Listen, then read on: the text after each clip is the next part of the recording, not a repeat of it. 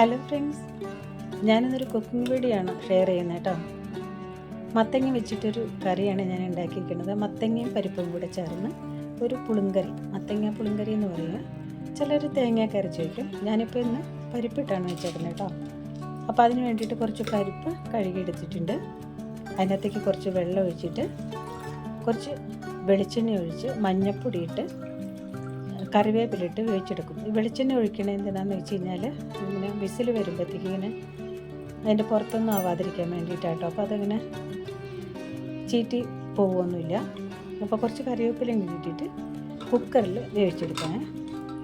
പിന്നെ ഞാൻ അതിന് വേണ്ടിയിട്ട് ഒരു കഷ്ണം മത്തങ്ങ എടുത്തേക്കണം കേട്ടോ. ഒരു 1/4 കിലോ മത്തങ്ങയോളം എടുത്ത് തൊണ്ടൊക്കെ കളഞ്ഞ് മുറിച്ച് വെച്ചിട്ടുണ്ട്. അപ്പോൾ ഒരു 2 വിസിൽ വരുമ്പോഴത്തേന് പരിപ്പ് വെന്തിട്ടുണ്ടാകും കേട്ടോ. ഏകദേശം വെന്തിട്ടുണ്ട്. അതെ, അടപ്പിലൊന്നും ഇതിൻ്റെ ഇത് പോയിട്ടില്ല, നന്നായിട്ട് കിട്ടിയിട്ട് അധികം വെന്ത് പോയിട്ടില്ല കേട്ടോ പരിപ്പ്. പിന്നെ ഈ മത്തങ്ങയുടെ കൂടെ 2 പച്ചമുളകും കൂടി ഇട്ടിട്ടുണ്ട് കേട്ടോ. അത് കഴിഞ്ഞിട്ടൊരു 1/2 ടീസ്പൂൺ മുളക് പൊടി ഇട്ടിട്ടുണ്ട്. പിന്നെ 1/4 ടീസ്പൂൺ മഞ്ഞൾപ്പൊടി, കാരണം മഞ്ഞൾപ്പൊടി നേരത്തെ ഇട്ടത് കൊണ്ട് കുറച്ച് ഇട്ടിട്ടുള്ളത്. പിന്നെ കുറച്ച് ഉപ്പും കൂടി ഇട്ട്, പിന്നെ പുളിയില്ലേ, വാളംപുളി പിഴിഞ്ഞിട്ട്, ചിലർ ഇതിനകത്ത് തക്കാളി ഇടും. ഞാൻ പുളിയാണ് പിഴിഞ്ഞ് വെച്ചേക്കുന്നത് കേട്ടോ.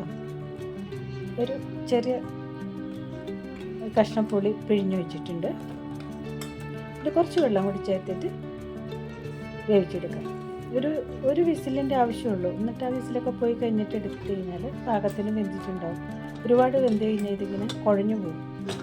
ഇപ്പോൾ 2 വിസിൽ തന്നെ നിൽക്കാൻ, ഒരു വിസിൽ മതി ശരിക്കും പറഞ്ഞു കഴിഞ്ഞാൽ. അപ്പോൾ ഏകദേശം വെന്തിട്ടുണ്ട്. ഒരുപാട് ഇങ്ങനെ ഇളക്കി കഴിഞ്ഞാൽ ചിലപ്പോൾ അതേ കുഴഞ്ഞു പോകും. കഷ്ണം വേണമെങ്കിൽ ഉടയ്ക്കുകയൊക്കെ ചെയ്യാം, ഉടച്ചിട്ടൊന്നുമില്ല കേട്ടോ. നല്ലോണം വെന്ത് കഴിഞ്ഞിട്ടുണ്ട്. ഇനി ഇതിനകത്തേക്ക് കുറച്ച് വെള്ളം കൂടി വെച്ച് തിളപ്പിക്കുക. ഒരു ഇച്ചിരി അല്ലെങ്കിൽ കുറുകിപ്പോവും. നമ്മൾ മാറി കഴിക്കാൻ കാലത്ത് കുറുകിപ്പോവും. നല്ലൊരു ഒഴിച്ച് കറിയാണ് കേട്ടോ. ചോറിന് പറ്റിയൊരു കറിയാണ്. ഇന്ന് നോണൊന്നും ഉണ്ടാക്കിയില്ല, വെജിറ്റബിൾ ആവാമെന്ന് വിചാരിച്ച്. എന്നിട്ട് ഇതിനകത്തേക്ക് വെളിച്ചെണ്ണയിൽ കടുകും മുളകൊക്കെ വറുത്തിരണം കേട്ടോ. പിന്നെ കുറച്ച് ഈ ചുവന്ന ഉള്ളിയില്ലേ, അത് ചെറുതായി മുറിച്ച് വെച്ചിട്ടുണ്ട്, അതും കൂടി ഇടാം. അപ്പോൾ കടുക് പൊട്ടിക്കഴിഞ്ഞ ഉടനെ കൊല്ലമുളക് 2 എണ്ണം മുറിച്ച് വെച്ചിട്ടുണ്ട്, അതും കൂടി ഇട്ട്, പിന്നെ ഈ ഉള്ളിയും കൂടി ഇട്ട് കുറച്ച് വേപ്പിലയും കൂടി ഇട്ട് നല്ലോണം മുരിച്ചെടുത്തിട്ട് കറിയിലേക്ക് ഒഴിക്കും. ഇപ്പോൾ ഏകദേശം ഉള്ളി ഒക്കെ വാടി വന്നിട്ടുണ്ട്. കറിവേപ്പിലിട്ട് നല്ലോണം ഇളക്കി നന്നായി വറുത്തെടുത്തതിന് ശേഷം കറിയിലേക്ക് ഇടും. ഈ ഉള്ളി ഒരു പ്രത്യേകത കേട്ടോ. ഉള്ളി വറുത്തിട്ട് കഴിഞ്ഞാൽ ഒരു പ്രത്യേക ടേസ്റ്റാണ് അതിന്. അപ്പോൾ കറിയിലേക്ക് ഇട്ടേക്കാറ്. ഇപ്പോൾ ഏകദേശം കറിയൊക്കെ വെന്ത് നല്ല ചാറ് കുറുകി നല്ലൊരു കറിയാട്ടോ. നല്ല മത്തങ്ങ പുളിങ്കറി എന്ന് പറയും. പെട്ടെന്ന് വെന്ത് കിട്ടും. ഇതുപോലെ ചേന, കായ് ഒക്കെ വയ്ക്കും കേട്ടോ. ഈ മത്തങ്ങ പുളിങ്കറിയുടെ കൂടെ നല്ല കട്ട തൈരില്ലേ, അതും കൂടി കൂട്ടി ചോറുണ്ണാനായിട്ട് നല്ല ടേസ്റ്റാട്ടോ.